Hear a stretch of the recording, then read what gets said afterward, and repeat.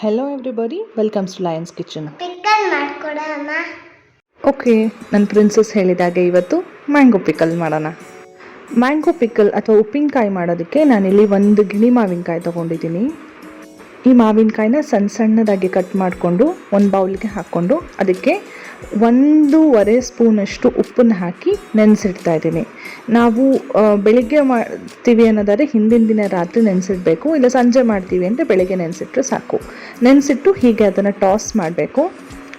ಚೆನ್ನಾಗಿ ಟಾಸ್ ಮಾಡಿ ಉಪ್ಪು ಎಲ್ಲ ಕಡೆ ಮಿಕ್ಸ್ ಆಗಿದೆ ಅಂತ ಅಂದಮೇಲೆ ಅದನ್ನು ಮುಚ್ಚಿಟ್ಬಿಡಬೇಕು. ನಾನು ಹೇಳಿದ ಹಾಗೆ ಬೆಳಿಗ್ಗೆ ಮಾಡ್ತೀವಿ ಅಂದರೆ ಹಿಂದಿನ ದಿನ ರಾತ್ರಿ ಇಡಬೇಕು.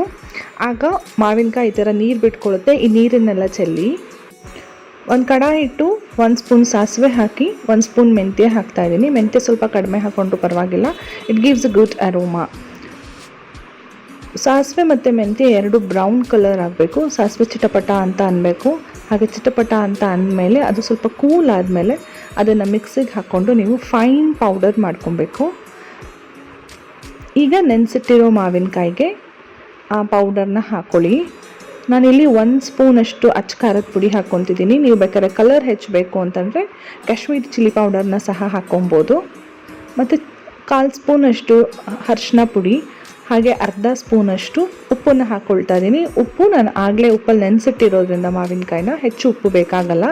ಇದಕ್ಕೆಲ್ಲ ಒಂದು ಫೈನ್ ಮಿಕ್ಸ್ ಕೊಡಿ. ಈಗ ಒಗ್ಗರಣೆಗೆ ನಾನಿಲ್ಲಿ 2 to 3 ಸ್ಪೂನ್ಸ್ ಆಫ್ ಎಣ್ಣೆ ತೊಗೊಂಡಿದ್ದೀನಿ. ನೀವು ಬೇಕಾದ್ರೆ ಎಳ್ಳೆಣ್ಣೆ ಯೂಸ್ ಮಾಡ್ಬೋದು, ಒಳ್ಳೆ ಫ್ರ್ಯಾಗ್ರೆನ್ಸ್ ಇರುತ್ತೆ, ಟೇಸ್ಟ್ ಇರುತ್ತೆ. ಅದಕ್ಕೆ ಮತ್ತೆ ಸಾಸಿವೆ ಹಾಕಿ, ಸಾಸಿವೆ ಚೆಂದ ಚಿಟಪಟ ಅಂದಮೇಲೆ ಕರ್ಬೇವಿನ ಸೊಪ್ಪು ಹಾಕಿ ಒಗ್ಗರಣೆ ಹಾಕ್ತಿದ್ದೀನಿ. ಈ ಒಗ್ಗರಣೆ ಸ್ವಲ್ಪ ಬಿಸಿ ಇರುವಾಗಲೇ ನಾವು ಉಪ್ಪಿನಕಾಯಿ ಹಾಕ್ಕೊಳ್ಳೋದ್ರಿಂದ that gives a beautiful taste.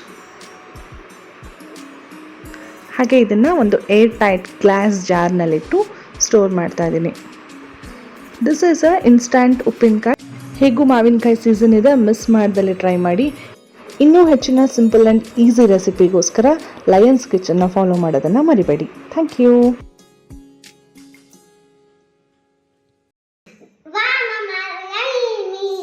Yummy